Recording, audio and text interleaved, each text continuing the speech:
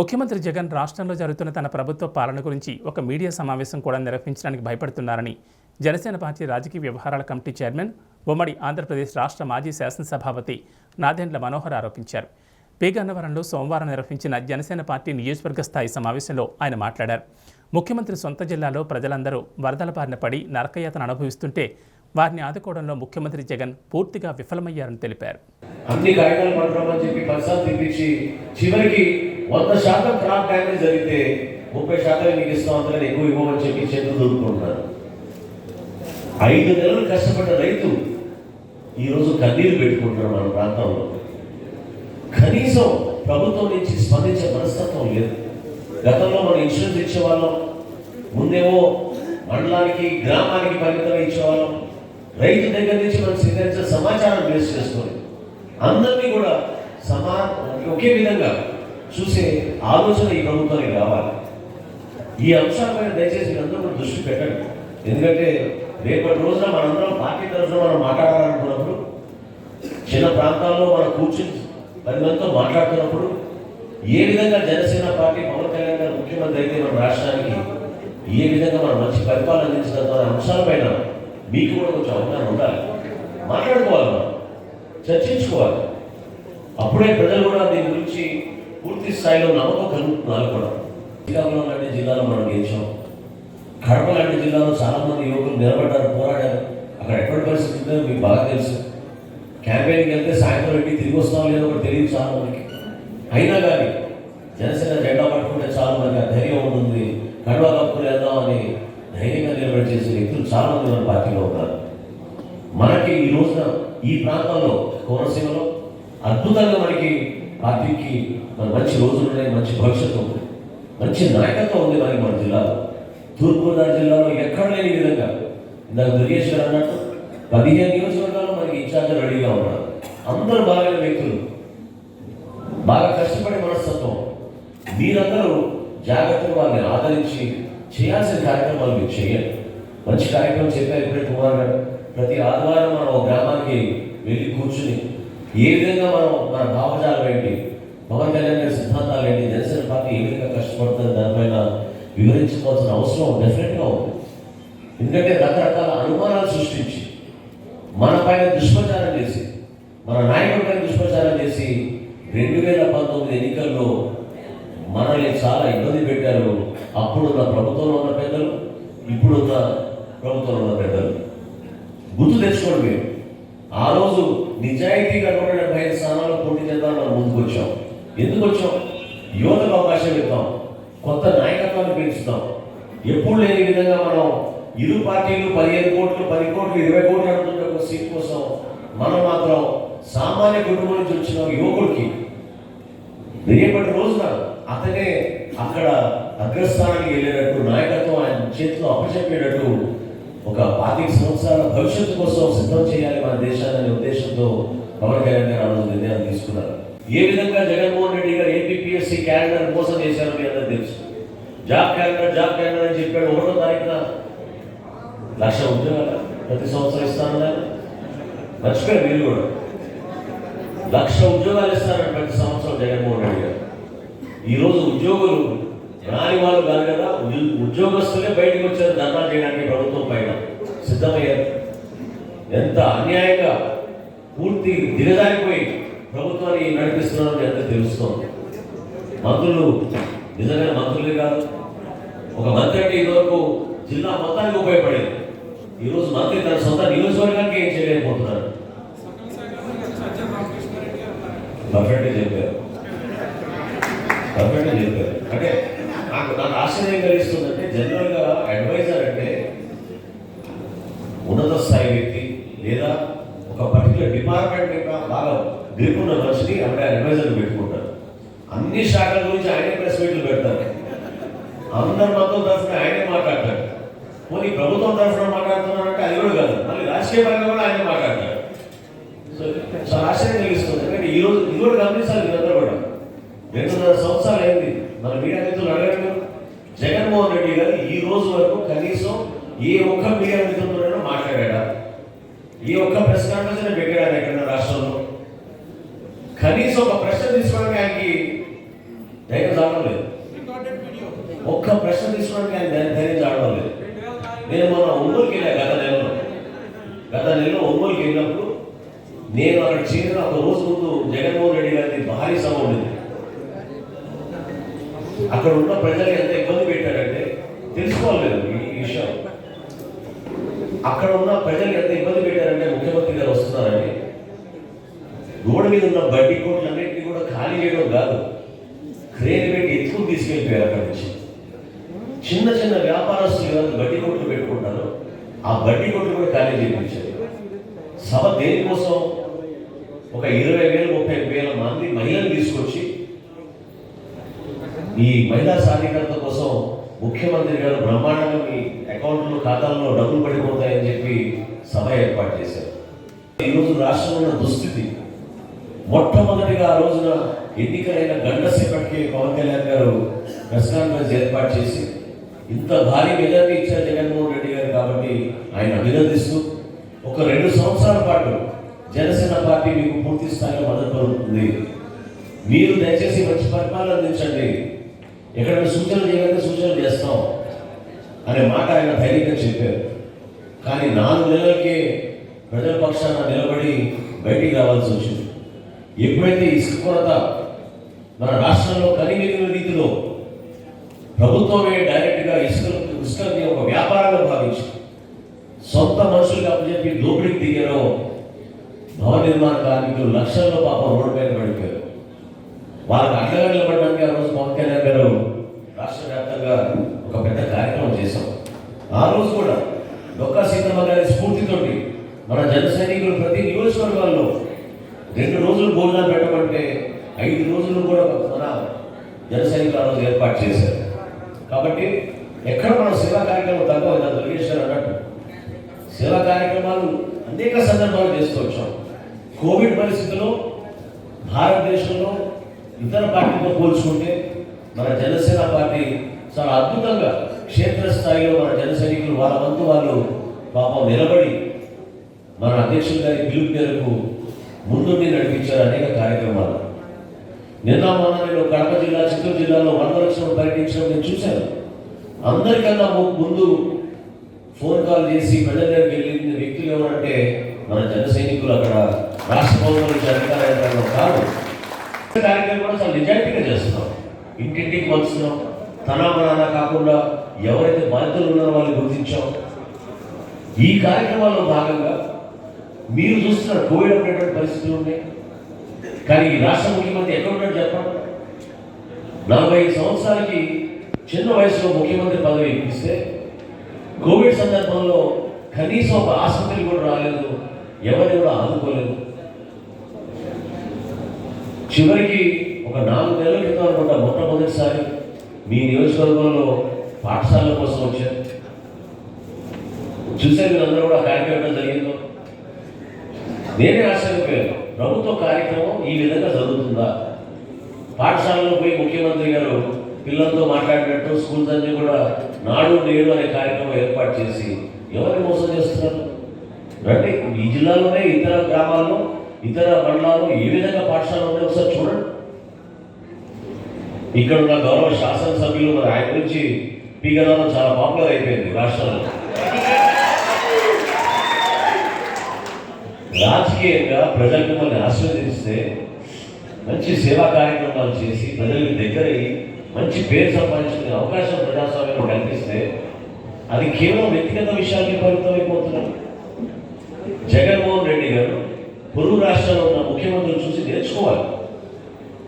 సొంత జిల్లా కడప జిల్లాకే ఆయన ఇంత దిగ్భ్రాంతి పరిస్థితిలో ప్రజలు ఉన్నప్పుడు కనీసం అక్కడ ఆగి ఒక రోజు లాగా ఒక గంట సేపు కూడా పర్యటించలేదు. చూడండి స్టాలిన్ గారిని చూడండి, ఇవాళ చూసారు స్టాలిన్ గారిని రబ్బర్ బూట్లు వేసుకుని ఒక గొడుగు పట్టుకుని మద్రాసు వీధిలో ఆయన ప్రజల పక్షాన నిలబడి నడుచుకుంటూ అధికార యంత్రాంగాన్ని అప్రమత్తం చేస్తేనే కదా మనకి సేవలు వచ్చేది. ఎక్కడికి వస్తే చెప్పండి. ఈరోజు అమలాపురంలో ఉదయం రైతుల దగ్గరికి వెళ్ళాం పరామర్శించడానికి, పంట నష్టం జరిగిన రైతులు. అసలు ఎవరు క్షేత్రస్థాయిలో అధికార యంత్రాంగం రావడం లేదు. అగ్రికల్చర్ ఆఫీసర్లు కానివ్వండి, మండల స్థాయి అధికారులు కానివ్వండి, అందరినీ మీరు రైతు భరోసా కేంద్రానికి వెళ్ళమంటున్నారు. రైతులు తీరిపోయాం. 6 లక్షల కోట్ల రూపాయలు రూపాయలు అప్పు ఉంటుందని అంచనాలు వేస్తున్నారు. ఎక్కడి నుంచి కడతాం, ఎక్కడ తీసుకొస్తాం, ఏ విధంగా కార్యక్రమాలు చేస్తాం అని ప్రశ్నిస్తే మన జన సైనికుల పైన దాడులు చేస్తారు, కేసులు పెడతారు. రోడ్లు మీరు చూస్తున్నారు. ఈ రోడ్ల దుస్థితి గతంలో ఒకటి ఉండిందా? మెయింటెనెన్స్ అయితే ఉండేది. నిన్న నానాజీ గారి నాయకత్వంలో నిన్న ముఖ్యమైన రహదారి కాకినాడ పట్టణం నుంచి రాజమండ్రి వెళ్ళే రహదారి ఏడీబీ రోడ్డు జనసేన పార్టీ నుంచి మనందరం కూడా అక్కడ ఒక 5-6 ట్రక్కులు గ్రామం తీసుకొచ్చి చాలా చక్కగా మరమ్మతులు చేసాం, బోతులు కూర్చాం. ఎందుకంటే పవన్ కళ్యాణ్ గారు చెప్పారు, మీరు ఏ మీటింగ్ చేసినా ఆ మీటింగ్ కన్నా ముందు కనీసం ఈ రోడ్డు దుస్థితి గురించి ప్రజలకు అర్థమయ్యే విధంగా మన వంతు మనం పార్టీ నుంచి ఒక కార్యక్రమం చేద్దాం, మనం కూడా ప్రజలకి సేవ చేస్తుంటుందని ఆలోచనలు చెప్పినప్పుడు అందరం కూడా చేసాం. అదేవిధంగా మనం 3 రోజులు కార్యక్రమం చేసాం ఆంధ్రప్రదేశ్లో రోడ్డు దుస్థితి గురించి. ఏ మాత్రం స్పందన లేదు ప్రభుత్వం నుంచి. ఫోటోలు పెట్టారు, వీడియోలు పెట్టారు. అసలు ఆంధ్రప్రదేశ్లో నిజంగా రోడ్డు ఇట్లా ఉన్నాయని చాలా ఆశ్చర్యపోయాయి. బస్సులు పడిపోతున్నాయి, ఆటోలు ఎరిగిపోతున్నాయి. ఎంతోమంది పేదవాళ్ళు పాపం కష్టాల్లో ఉన్నారు. ప్రత్యేకంగా కోనసీమలో అసలు రోడ్ల పరిస్థితి చూస్తే చాలా బాధ కలిగిస్తుంది. తప్పకుండా జనసేన పార్టీ ఒక ఉద్యమ స్ఫూర్తితోటి ప్రజలకి దగ్గరయ్యే విధంగా ఈ రోడ్డు మరమ్మతు కార్యక్రమం మేము చేపడతాం. మనందరూ కలిసి చేద్దాం ఈ కార్యక్రమాన్ని. పార్టీకి మంచి పేరు వచ్చేట్టు మనం కష్టపడతాం. ప్రజల పక్షాన్ని మీకు చెప్తున్నాను. ఎందుకంటే చివరికి ముఖ్యమంత్రి ఎట్లా చేయగలుగుతున్నాడంటే 2,000 కోట్ల రూపాయలు రుణం తీసుకోబోతున్నాం. ఆ రుణం వచ్చేది ఇప్పుడు ఏప్రిల్ మాసంలో రుణం వస్తే మీరు టెండర్లు పిలిచి పనులు చేసేది ఎప్పుడు? జూన్ జూలై మాసంలో వర్షాలు పడేటప్పుడు. అది ఇంకో పెద్ద మోసం. చాలా పక్కా ప్రణాళిక, డబ్బులు పెట్టేసే ప్రణాళిక అద్భుతంగా ఈ ముఖ్యమంత్రి గారు రచించారు. సో ఈ విధంగా మనం మోసం చేస్తున్నప్పుడు చివరికి నిలబడాల్సింది మనం తీసుకున్న ఈ బాధ్యత. మన ప్రభుత్వం కోసం మనం ఎదురు చూద్దాం. మన నాయకుడు ముఖ్యమంత్రి అవ్వాలని మనం కోరుకుని కష్టపడి పనిచేద్దాం. బంగారు భవిష్యత్తు ఉంది, అద్భుతంగా ఉంది. మనకి వాస్తవంగా చెప్తున్నాను, మీకు ప్రజల్లో మార్పు వచ్చింది. ప్రజల్లో ఈ రోజున జగన్మోహన్ రెడ్డి గారు ఒక నాయకుడు అనే భావన చాలా మందికి తొలగిపోయింది. ఎవరు నమ్మడం లేదు జగన్మోహన్ రెడ్డి గారు. ఈ రోజున సొంత పార్టీ ఎమ్మెల్యేలు నమ్మడం లేదు. ఎందుకంటే వాళ్ళు కార్యక్రమాలు చేసుకోలేకపోతున్నారు, ప్రజల దగ్గరికి వెళ్ళలేకపోతున్నారు. నాయకత్వం అనేది ప్రజలు చూసి చాలా ధైర్యంగా మనకి మంచి నాయకుడు ఉన్నాడు నమ్మకం రావాలి. పవన్ కళ్యాణ్ గారు రోడ్డు పైకి వస్తే జన సైనికులు ఏ విధంగా ధైర్యం వస్తుందో ఆ విధంగా ధైర్యం నింపే మనిషి నాయకుడిగా ఉన్నప్పుడే రాష్ట్రానికి పెట్టుబడులు వస్తాయి. మనం ఉపాధి తీసుకెళ్తాం 10 మంది యువతకి.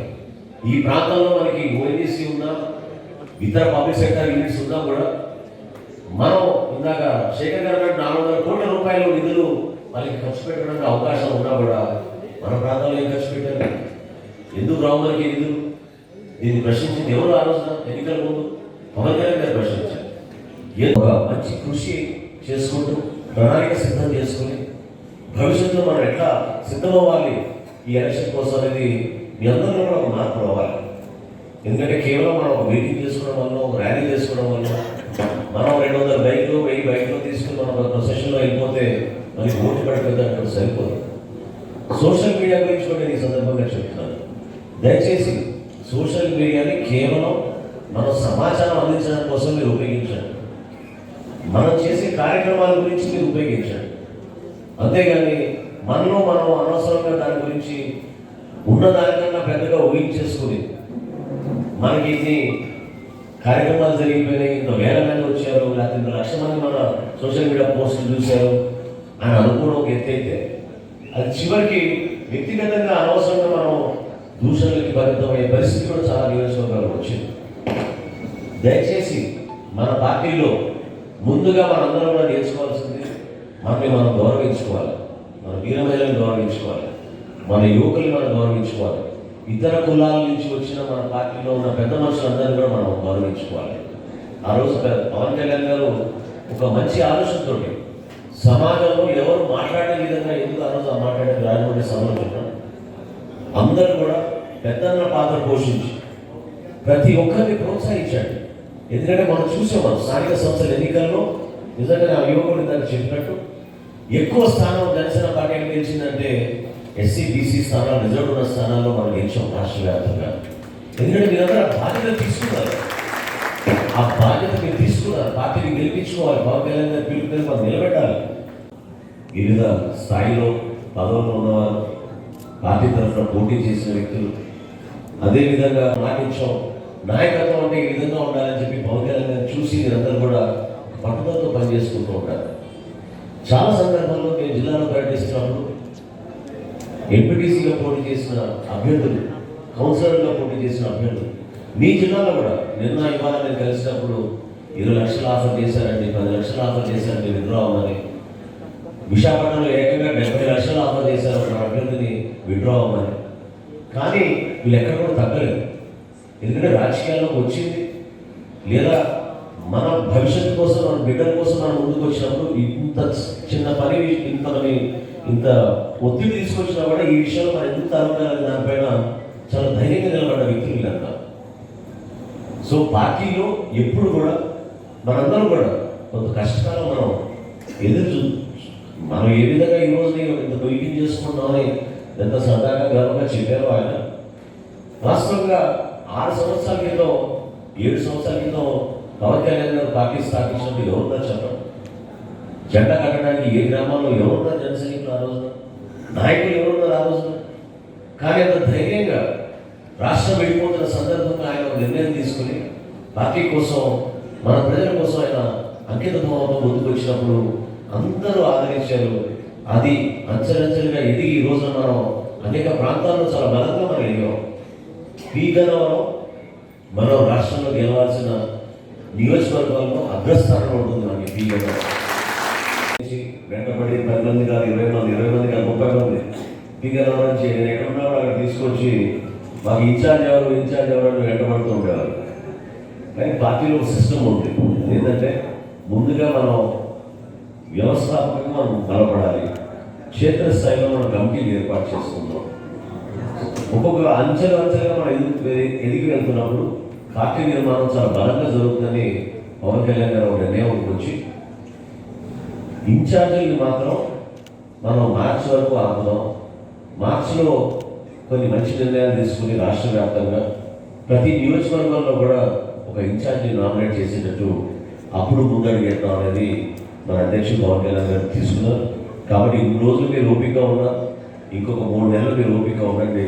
తప్పకుండా మార్చిలో ఆ నిర్ణయం తీసుకుని పార్టీ ఇన్ఛార్జ్ ఎవరైతే లేరు శాసనసభ నియోజకవర్గాల్లో వాళ్ళందరినీ కూడా పూర్తి చేసే విధంగా పవన్ కళ్యాణ్ గారు కసరత్తు మొదలుపెట్టారు. తప్పకుండా అది పూర్తవుతుందని ఆ నమ్మకం మీలో కల్పిస్తున్నాను. మెంబర్షిప్ విషయం గురించి తప్పకుండా త్వరలోనే పార్టీ అధ్యక్షుడు పవన్ కళ్యాణ్ గారు నిర్ణయం తీసుకుంటారు. రాష్ట్ర వ్యాప్తంగా ఈ సభ్యత్వ కార్యక్రమం చేద్దామనే ఆలోచనలో ఆయన మమ్మల్ని సమావేశపరిచారు. ఆయన త్వరలోనే ఆ నిర్ణయం తీసుకున్న తర్వాత ఒకేసారి రాష్ట్ర వ్యాప్తంగా క్రియాశీలక సభ్యత్వం చేయాలనే ఒక నిర్ణయానికి బహుశా ప్రెసిడెంట్ గారు తీసుకుంటారు. ఆ నిర్ణయం రాగానే అందరికీ తప్పకుండా నేను పార్టీ తరఫున మనం కన్వే చేస్తాం. సమయం తక్కువ కారణంగా ప్రతి ఒక్కరిని కూడా, కానీ ఈరోజు మా అదృష్టం వరించింది. ఈరోజు మీ రాకతో మన యొక్క పార్టీని